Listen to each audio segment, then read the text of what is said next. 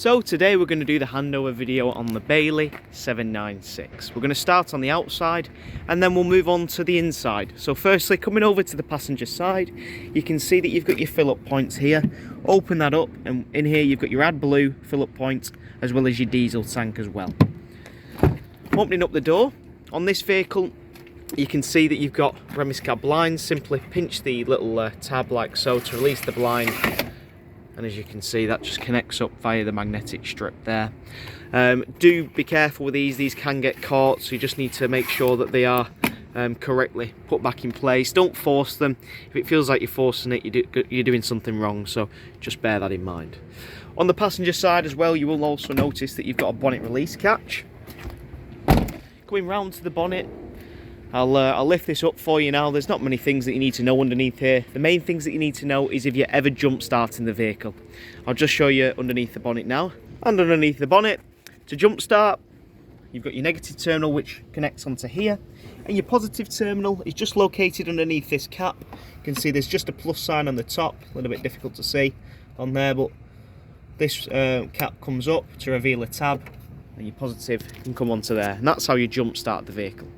As I mentioned, they're the main things that you need to know, but just to point out a couple more things. You've got your engine oil along with your dipstick below. Your brake disc fluid is next up at the top, along with your engine coolant, your power steering fluid, and then finally, as you can see, you've got your washer fluid, which is just in the corner there. Moving around to the side of the vehicle, you can see that we've got your first point on the side, and this is your whale fill-up point, and this is where you fill up the freshwater tank. Bailey's do this different. It's actually a really good system. In the vehicle you'll have a water hose which will come connected with a block on there. The block simply connects into this point. Once you've done that, that will then obviously connect up to the tap on the campsite, then turn the tap on, go onto the inside of the vehicle and click turn your pump on, which I'll show you how to do that later on in the video, and that will then pull water into the freshwater tank and fill up the freshwater tank. So it's dead easy. Once that's full, it'll stop allowing you to put the water in, and you can simply remove the attachment and move on to your pitch. Next, you've got a 230 volt hookup point. This is obviously when you're on site where you'll hook up to allow for 230 volt mains electric in the vehicle. And next to that, in here is your cassette toilet. I'll just open that up now. As you can see, the cassette toilet is located here. To remove this, all you need to do is push up on the orange handle and slide out like so.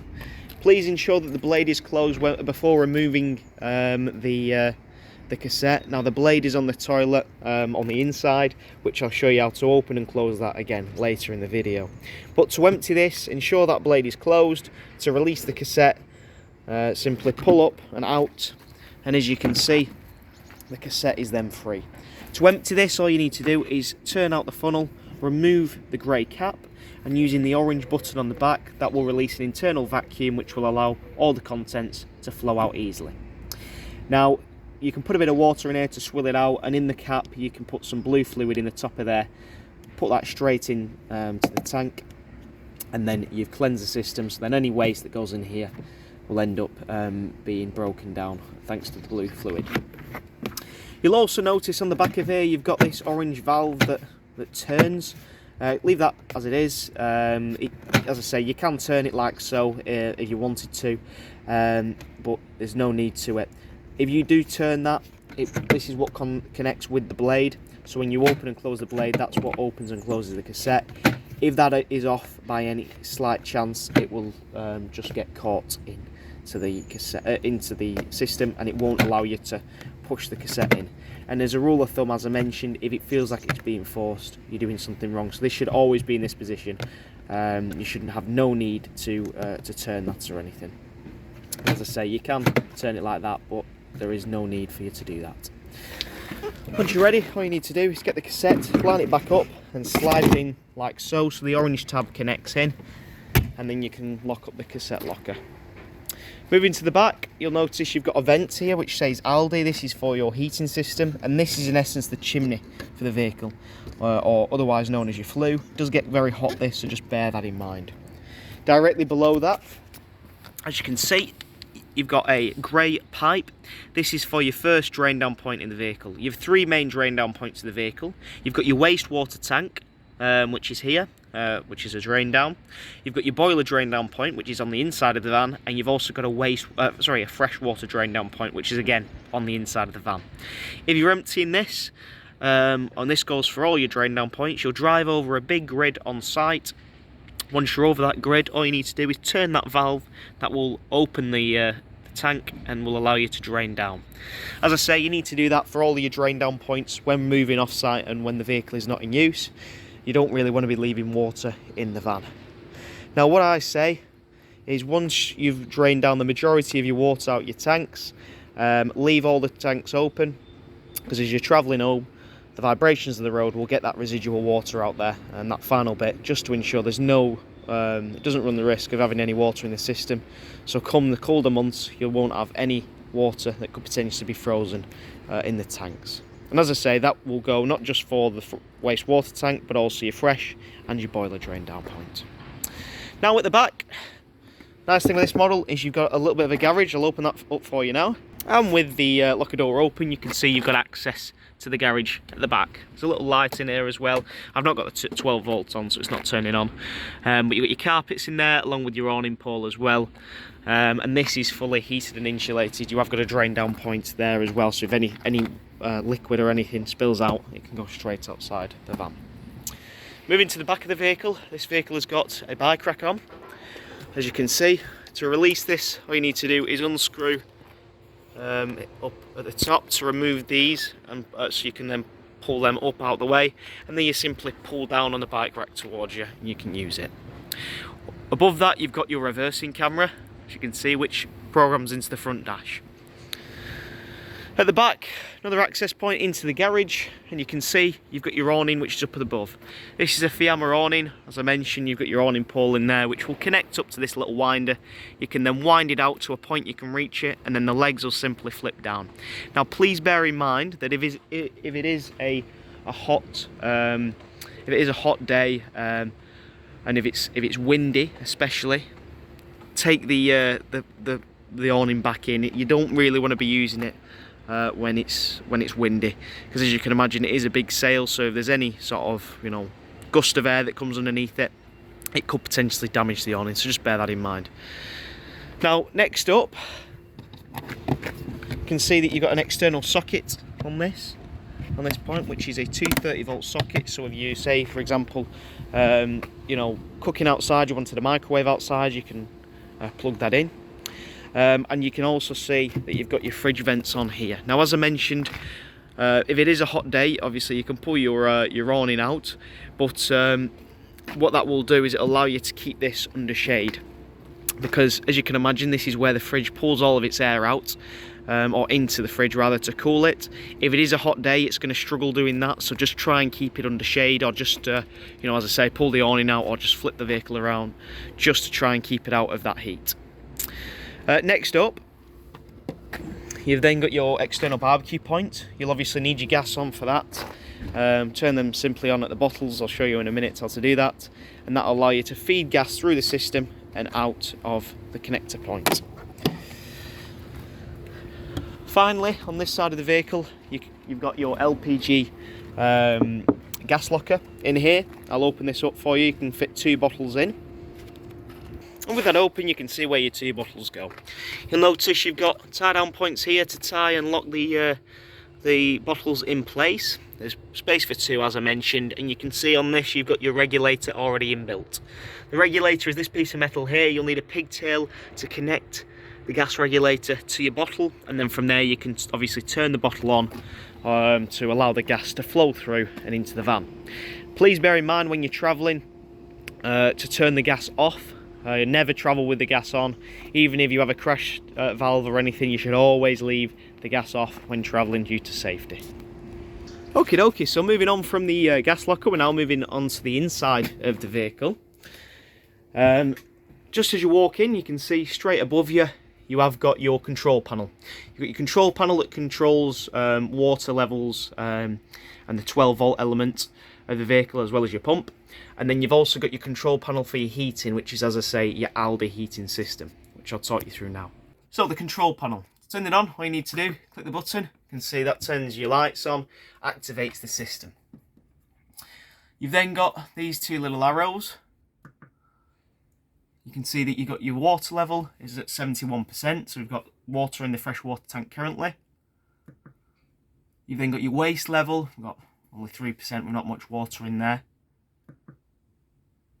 This is the fill internal tank button that I was mentioning, so when you're outside on a campsite, once you've got your well system all plugged in and you're ready to fill up the freshwater tank, click that button. That will activate it and will activate your pump and pull the water through. You then get your external temperature, and then your settings are in there. If you carry on, you've also got internal temperature as well. You've got your battery select, so you can select which battery you want the vehicle to run off. You should always leave that on leisure, as you can see there. You should never change that to vehicle battery, because you obviously don't want the van to drain its battery, so leave it on leisure. You've then got your battery ampage and your voltage, and that's for your leisure battery. Oh, up here you've got a tap button, and that is for your pump. Your pump is 12 volt and will run off your leisure battery. So when you're on site, obviously make sure you've got water in the system, and then come to your tap. You should only run the tap, or the pump rather, once you've got water in the system to obviously stop it from burning out. Once you've done that, come to all of your taps, including your shower, turn them on and turn them to hot. What that will do is it'll pull fresh water from the freshwater tank into the boiler and then out of the tap. It's going to spurt and splutter initially, and then when it's running steadily, you're good to go. You've primed your system for your hot water. Once you've done that, flick it over to cooled and do the exact same. When it's running steadily, you've primed your system. Now, following that, you can then leave your pump on. Don't worry about it burning out, because as long as you've got water in, it's not going to stay on, because each of your taps have got micro switches, which will activate and deactivate your tap, your pump rather, whenever you need it. The only time you should obviously not run the pump is if you've not got water in the van. Now, the reason I tell you to put the hot water on first is to basically ensure that you've got water in the boiler, because then when you come to turn your heating on, it's going to take, it holds about 10 litres of water, so it's going to take a bit of time to get it up to temperature. So as you can imagine, if that is the first thing you do when you're on site, get water into that boiler, turn your heating system on, by the time you've got everything sorted in the vehicle, it's going to be nice. It's going to be a nice temperature for the hot water, so it'll be ideal. Coming back up to the control panel, you'll also notice next to the pump you've got a light button that turns on and off the lights on the inside of the vehicle, and you've got a light on the side that just indicates a light for the awning, or a door light. Next up, Aldi System. So all you need to do, click the button, and as I say, this is for your heating. This is for your water heating and your vehicle heating. Click menu.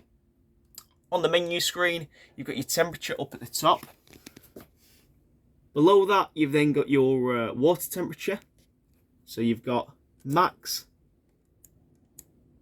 off, on, max. There you are. As you can see, it's all touchscreen this. You can also do the same like that. Below that, you've then got the option of fuel. So water, and then water heating, and then vehicle heating's up at the top, and then your fuel option is below. So you've got the option of running this off 1 kilowatt electric, 2 kilowatt electric, or 3 kilowatt electrics for when you're on site. Below that, you've then got the option of running it off gas as well. So you're going to click that. As you can see, that will allow you to run the system off gas and 3 kilowatt electric. But obviously, if you're just wild camping, all you need to do, turn that off, turn your gas on, and it'll allow you to control the system just through the gas. As I say, when you're wild camping, that'll allow you to get the vehicle up to temperature.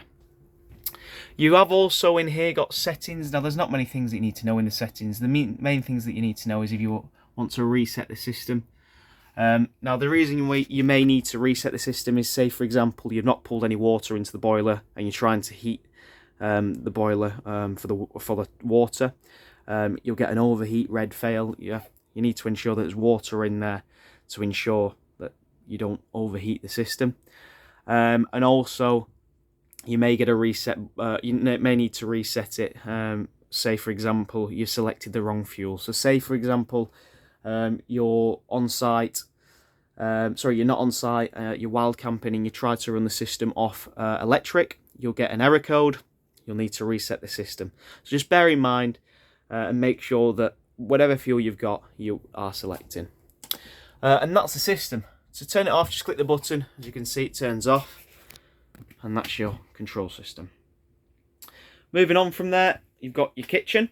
We've discussed obviously about your taps and stuff. In here, you've got loads of storage, along with a good bit of worktop space and storage below.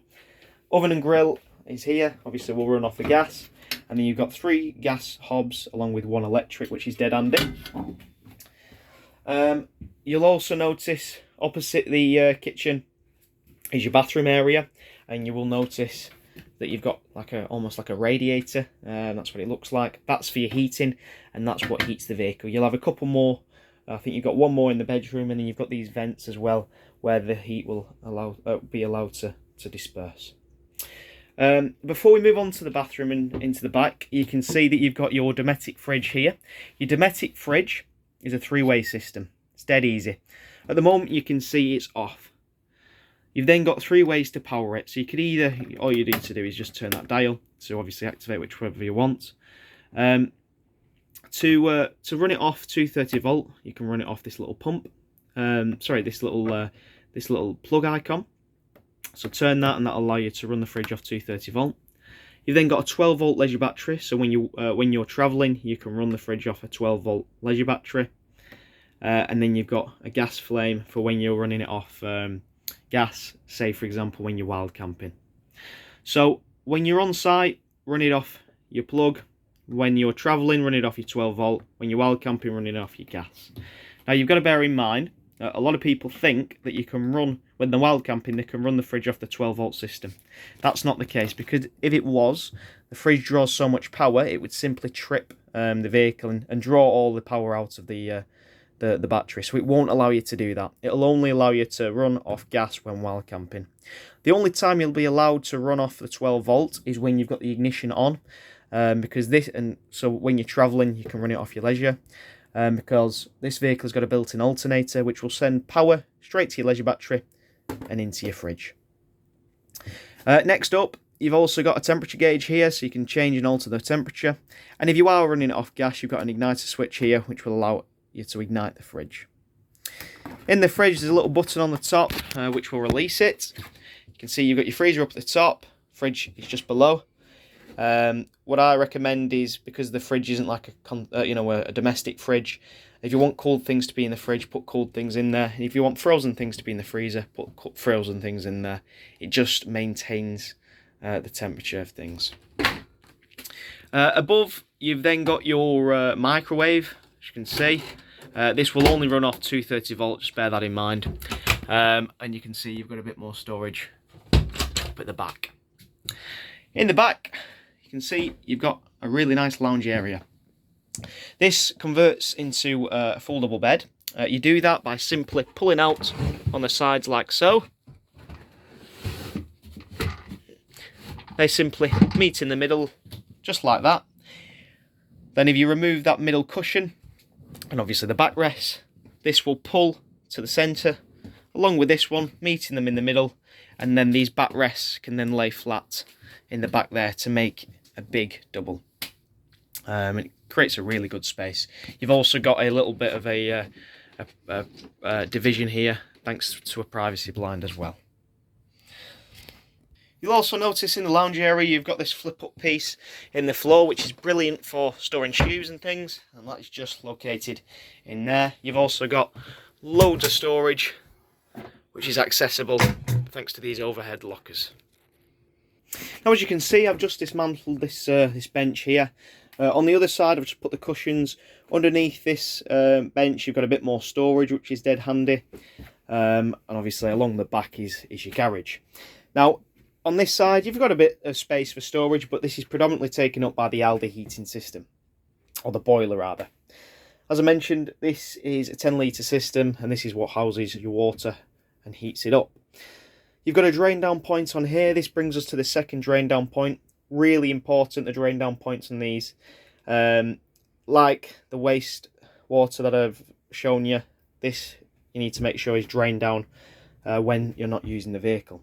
The drain down for this is this little yellow tab here. In the position it's in at the moment, it is closed. Pull up like so, so it flicks up and pings up, and that will empty the tank. You may actually hear that emptying out right now, and that will just drain down the Aldi system. I'll leave that up to allow the water to drain down, but you want to make sure that that is out of the system. It's just done by there. Obviously when you come to use it, you'll need to, of course, put that down to complete the circuit, so it will then hold some water. Okie dokie, so we're now moving on back from the lounge. In the back here you've got some infill cushions for a front bed makeup, and you've also got a freestanding table in here. Your ladders are hung on the back of the door, that's for your drop down bed at the front, which I'll show you how to operate. And in here you'll notice that you've got a tank which says Aldi on it. That houses your glycol solution. It's called an expansion tank, this. Glycol solution is basically antifreeze solution to ensure that obviously the system doesn't freeze during winter. Up at the top you've got a aerial, and that's the amplifier box, and obviously that's the aerial stalk. To operate this you'll need your 12 volt system on, and you'll need the little switch on top of the amplifier to be on. You can see it's glowing blue at the moment. Turn that on and you're good to go. At the moment the blue light indicates that it's on, and if you want, obviously depending on what signal you're getting from your telly, you can unscrew the white cap here, push up on the aerial and tighten that back into position to improve range. You can obviously twist that as well.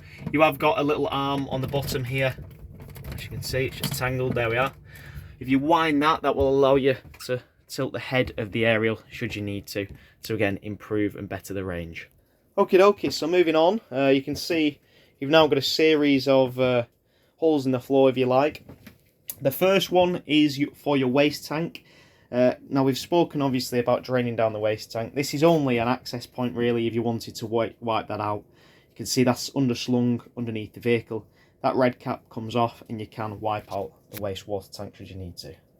Next up, in the next compartment you can see that you've got a tank, again similar to the other one, but this is for your fresh water tank. Now the drain down point, this leads us on to the final one, is located in the tank. All you need to do is unscrew this black cap like so. There will be water in here as you can see, but all you need to do is put your hand in there. There's a little bung. You remove the bung and that will allow you to empty the fresh water tank out of the tank and obviously into the grid on site. You can again wipe this out as well if you wanted to, but I don't recommend drinking out the fresh water tank. If you're drinking water, take bottled water. It's obviously fine for when you're brewing up, but when you're drinking out it directly, I recommend using bottled water. So with that in mind, you don't really need to clean it. That slots back in. You can see with one more compartment. May need two hands for this. Oh, it's come out. You can see this is where your leisure batteries are stored. There's only one in at the moment, and that's where they are located. And then you can line this back up and get it flush again with the floor. Okie dokie, so we're now on to the bathroom. We've spoken obviously about priming your system for your shower and your taps. The main thing in here is, of course, the toilet. On the toilet, the blade that I was mentioning outside is this piece of plastic here. Push it away from you to open it, put it towards you to close it. If you're using it, you need to open it up so all the waste can drop into the cassette. Once you've done that, press the blue button which is up at the top there. That will activate your flush. And then it will flush everything out and then just close the cassette. Close the cassette for two reasons. It will ensure that you get into the habit of that being closed, so when you come to remove the cassette to empty it, it's not going to get jammed, but it'll also stop any odours from escaping. Up at the top, as I mentioned, the blue button activates your flush. Please bear in mind that you will need your pump on for that to operate. And moving into the lounge now, you can see that you've got your drop down bed here. To operate that, press this button in, and then that will allow you to drop the bed. I'll do that for you now. And as you can see, the bed's just dropped into position nice and easily there. You have got netting as well to stop people from rolling out, and you have of course got ladders there to help you up. Now in the lounge, this area does actually convert into a bed. To do that, you need to hold up on the table. This table then removes, and then you can see that you've got a little ledge on here as well as the other side. That then allows you to press this button in here. The table leg then folds in to create it flush, and then the tabletop will simply connect onto here, creating the base. Using these cushions, they drop forward, and then the gaps at the back fill in with the infill cushions as well. If you'd like me to demonstrate this on handover, I can do. As you can see, it's a bit difficult doing it through a video, but I can obviously go through that with you on the day. You'll also notice I've just pulled down this little latch, and this little cover. In there is your Rcd breaker, as well as where all your fuses are located. So if the vehicle ever trips, you need to come to this point here, and then you can check your fuses as well. So it's all in there. Now that concludes the handover video on the Bailey 796. I hope you enjoyed.